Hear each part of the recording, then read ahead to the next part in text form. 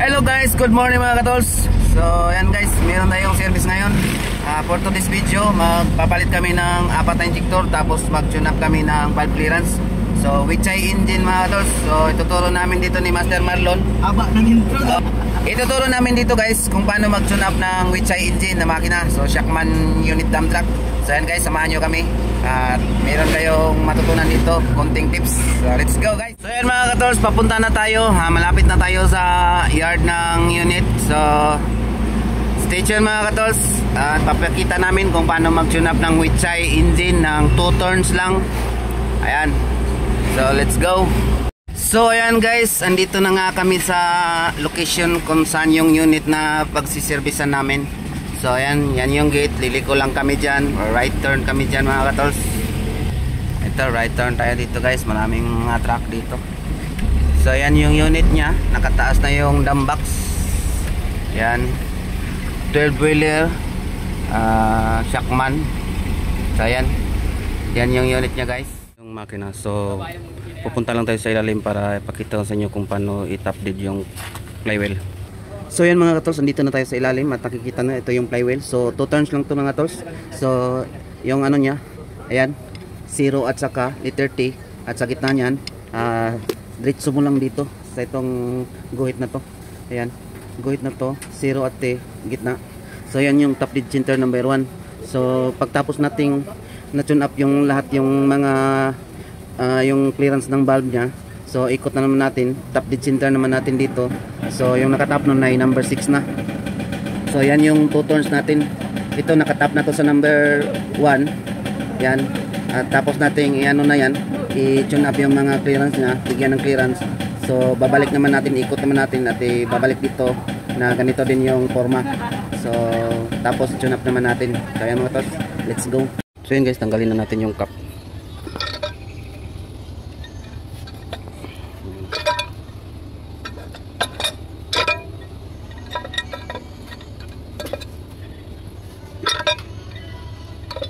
Uno magiging top na.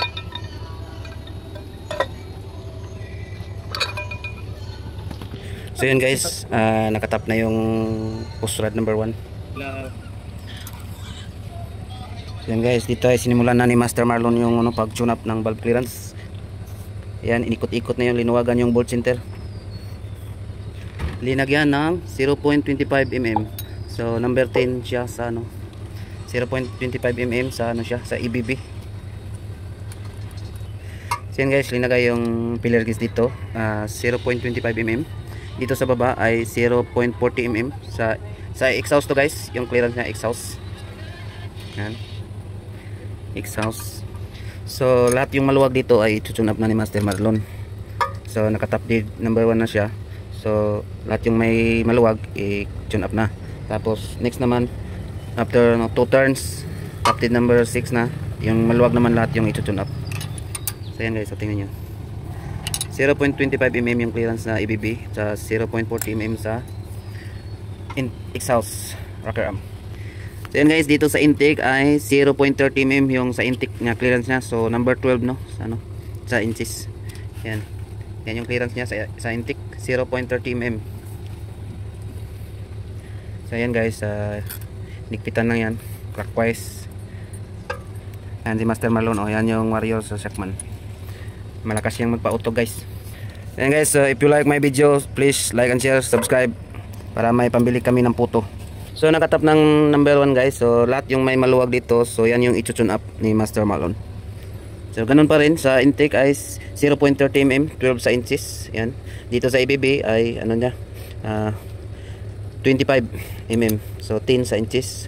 At saka sa exhaust nya ay 16 sa inches, 0.40 mm sa mm. So dito nga guys ay hindi natin tune up kasi naka-fire pa. So after nyan, turn natin yung flywheel para mag-top dead na yung 6. Dito naman tayo sa may mga clearance, i-tune up natin. Yan, katulad nito, yung naka-pre nya, yung exhaust lang. So dito lang tayo mag-tune up. Sa intake ay naka-fire, so exhaust lang yung i-tune up natin. Yung lahat ng naka-pre, yun lang yung i-ano natin. After that, turn natin yung flywheel. Yun naman lahat yung yung naka-pre, yung i-tune up natin. Yan yung Master Marlon ko. So yan, as usual, ganun pa rin. yung clearance niya. 25mm yung dito sa ABB at saka 40mm sa exhaust rocker arm.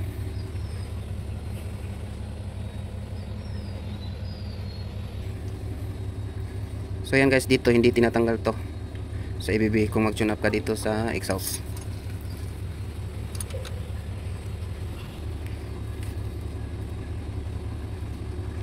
Yan, hinigpitan na niya. So bali dalawang pillar gauge yung sinalpak dito. Kasi pag isa lang i-individual mo ay hindi tamang ano yun, pagbigay ng clearance. So yan, dito sa number 4 yung intake yung may pre na clearance. So yan lang yung ibigyan ng clearance guys. Dito kasi nakababa na, nakalubog na yung exhaust, so dito lang yung pre. So yan lang yung i-tune up. So yan, yung clearance nya ay 0.30mm, 12 yung sa inches nya guys. So ganyan lang pag tune up guys. Shackman unit dump truck with chai engine. So ito yung papalitan namin guys, yung 4 na injector kasi busted na, overfeed na yung injector nya, nagkukos ng ano, knocking. So very noise yung ingay niya talaga. So kailangan palitan tong 4 na lahat para sit na sa injection pump na bago. So yan guys, dito naman sa exhaust yung pre nya. So yun lang yung tune up. Yan, nilagay ni Master Marlon yung sa ABB na 0.25mm. Dito naman sa exhaust nya, lagyan niya ng 0.40mm. Yan guys, sinira namin yung nalalaman namin sa inyo. So if you like this video, don't forget to subscribe and click the bell notification para marami pa tayong video na i-upload at hindi kami magsawang magtuturo kung ano yung nalalaman namin. So yan guys, natapos na i-tune up natin dito sa top number 1. So ikot na natin yung flywheel para top number 6 naman tayo. Tapos yung mga pre na natin i-tune up. So let's go, punta na tayo sa ilalim. So yan guys, ikot lang natin tong flywheel kung saan yung ikot ng pan nya, ikot ng engine, at makita na natin yung 0 at saka T. So top dead center na yun sa number 6. Yan. So yan guys, nakikita na natin yung mga guhit nya. So itap lang natin to sa letter T at saka sa 0. Yan, nakikita nyo dyan, may ano dyan, may number.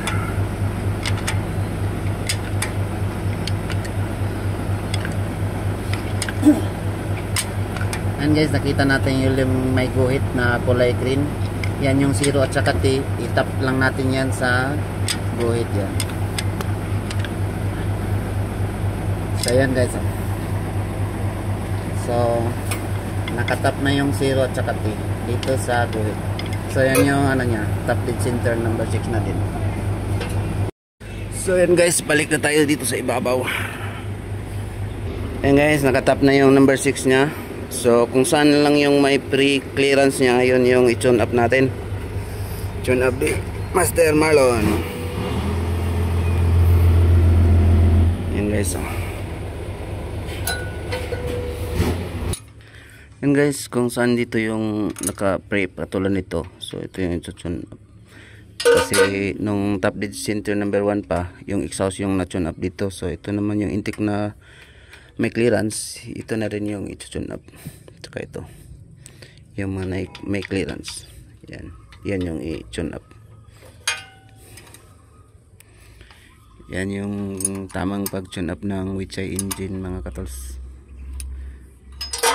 Yan, 10mm and 40mm sa exhaust rocker arm. At dito naman ay 30mm sa intake. Yan guys, kung nakikita nyo yan, yan yung pag tune up.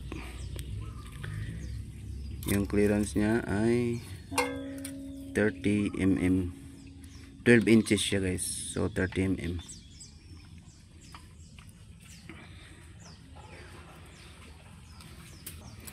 So yan guys, naka-fire yung exhaust. So ito lang may clearance. So yan lang yung i-tune up. Pag naka-top dead center na yung number 1, kung saan yung may clearance lahat, yung lahat yung may clearance, yun yung i-tune up. At sa susunod na ikot, 2 turns. Yung lahat naman yung may clearance, yun yung ibigyan naman ng balance clearance. So yan dito nakapire yung ano niya, intake, so exhaust lang yung i-tune up. Dito nakapire yung exhaust, so intake yung tune up kasi yun yung may clearance.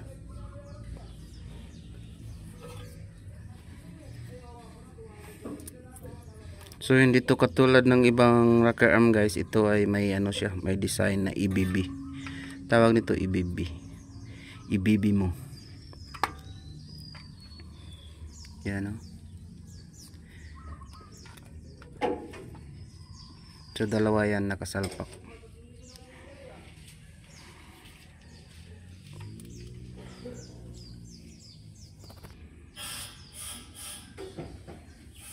Yan guys, clockwise lang, tapos sigpitan na yung nut. So ganyan lang kadali guys. So tapos na dito, ito na naman dito, naman. Ito yung may clearance, yan yung tune up. So pagkatapos nito guys, tune up, tanggalin lang natin yung 4 na injector para palitan ng bago. At yun na, goods to go na siya. So last na to guys, yung tune up ni Master Marlon. Yan. Linagyan na ng piligid sa kanyang EBB. Yan. So yan guys, pinasok na yung 40mm sa exhaust nya, sa rocker arm. At 25 yung dito sa EBB. So 10 inches at 16 inches yung sa exhaust.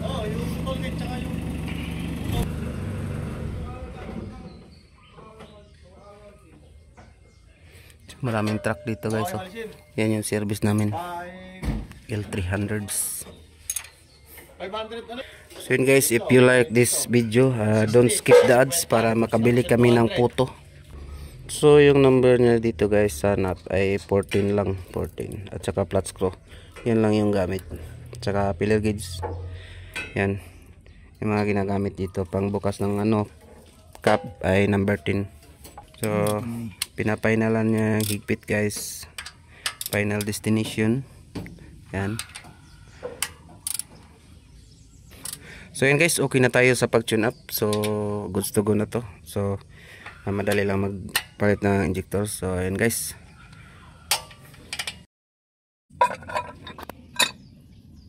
So tinakloban na ni Master Marlon guys.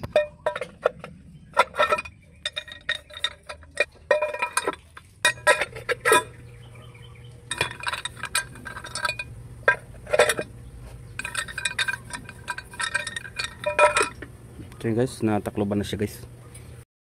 So yun mga katuls, okay na siya. Nakakabit na namin yung bagong injector. So try to start na tayo mga katuls. So yun guys mga katuls, try to start na engine.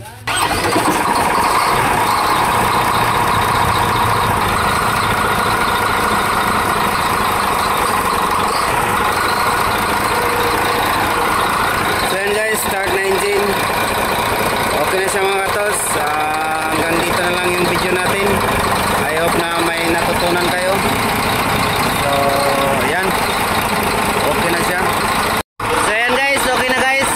Hanggang dito na lang yung video natin. Stay tuned for the next video. Bye.